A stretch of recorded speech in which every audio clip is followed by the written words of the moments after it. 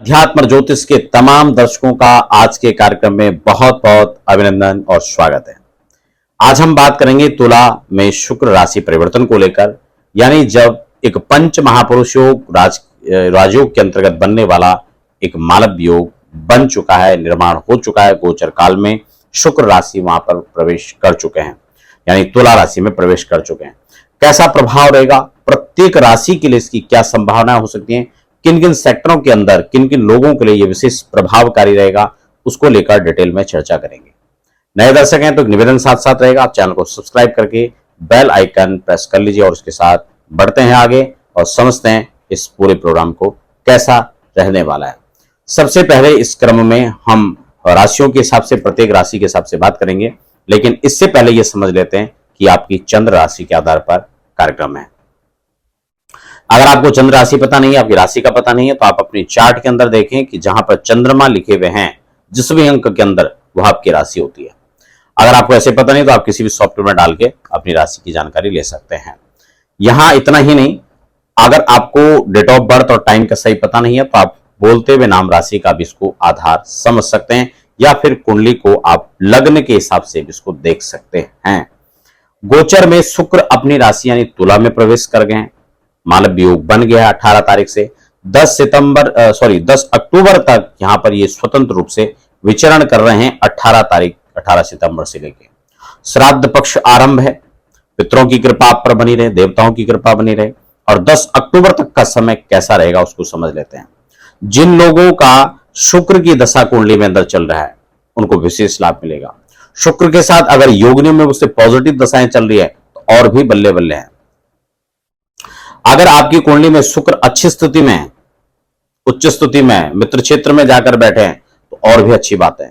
नवांश के अंदर वर्गोत्तम होकर के बैठे हुए हैं तो और भी अच्छी संभावनाएं बनेगी। अगर वहां पर थोड़ा प्रतिकूल है तो उसके प्रभाव थोड़ा कम हो सकता है। इसलिए इसको अपनी कुंडली का फलादेश न मान करके सिर्फ राशि का फलादेश माने। राशि कई बार लोग देखते हैं, लोग समझते हैं कि हमारी कुंडली का फलादेश है, ऐसा बिल्कुल भी नहीं है। आप किसी भी राशिफल कार्यक्रम को देख रहे हैं तो इस बात को समझना अत्यंत आवश्यक हो जाता है कि आपकी राशि का नहीं बल्कि गोचर में राशि का प्रभाव को लेकर चर्चा हो रहा है। मेष राशि के लिए इसकी क्या संभावनाएं बनेगी, सबसे पहले मेष की चर्चा कर लेते हैं। आपके लिए सप्तम भाव पर यानी ठीक 7वें घर पर यह योग बनने जा रहा है, अर्थात मालव योग आपकी कुंडली के सप्तम भाव में बन रहा है। यानी इसका सूत्र सीधा सीधा है, उच्च और स्वराशि के अगर शुक्रदेव केंद्र में आकर बैठते हैं तो मालव्य राजयोग का लाभ उन लोगों को मिलता है। अगर मेष राशि की जातकों की कुंडली में शुक्रदेव अच्छे हैं, अब अच्छे की परिभाषा जो विघ्नर है उनको थोड़ा हम समझा देते हैं, बाकी जो लोग ज्योतिष विज्ञ थोड़ा वो जानते ही हैं कि अच्छे की स्थिति का मतलब होता है वो केंद्र में हो, त्रिकोण में हो, अपनी राशि के होकर बैठे या मित्र राशि के घर में हो, या शत्रु क्षेत्रीय ना होकर बैठे हो, शत्रुओं का प्रभाव जो है शुक्र पर नहीं है। अगर ये सारी शर्तें वो यहां पर कंप्लीट कर रहे हैं तो शुक्रदेव आपको मालो माल करने जा रहे हैं। कैसे आएगा, कहां से आएगा हमें पता नहीं। अलग अलग सेक्टर में जो जहां पर जिस प्रकार से भी काम कर रहे हैं एक लाभ की गुंजाइश बनती दिखाई दे रही है। किसी के पैसे फंसे हुए वो पैसे लौट के आ सकते हैं, किसी को उधार दिया हुआ है वो पैसा लौट कर आ सकता है। हो सकता है शेयर लॉटरी में आपका निवेश है वहां से वापस आता है, शेयर मार्केट में निवेश किया वहां से आपको अच्छा रिटर्न हो सकता है, और LIC के कुछ पैसे आपको प्राप्त हो सकते हैं। कहीं से भी ये धन आपको आ सकता है। ये लग्जरी आपके लिए अच्छी बहुत कुछ लेकर के आ सकती है, क्योंकि मालव योग यहां पर आपका बन रहा है। 7th हाउस के अंदर शुक्रदेव अच्छी स्थिति में आ रहे हैं। लगन पर दृष्टि रहेगी, स्वास्थ्य संबंधित समस्याओं से भी यहां पर निजात देखा जा सकता है। अब हम बात कर लेते हैं इसी क्रम में वृषभ राशि की।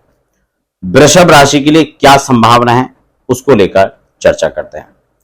वृषभ राशि के लिए अगर हम देखें यहां पर तो शुक्र आपके 6ठे भाव के अंदर आ जाएंगे।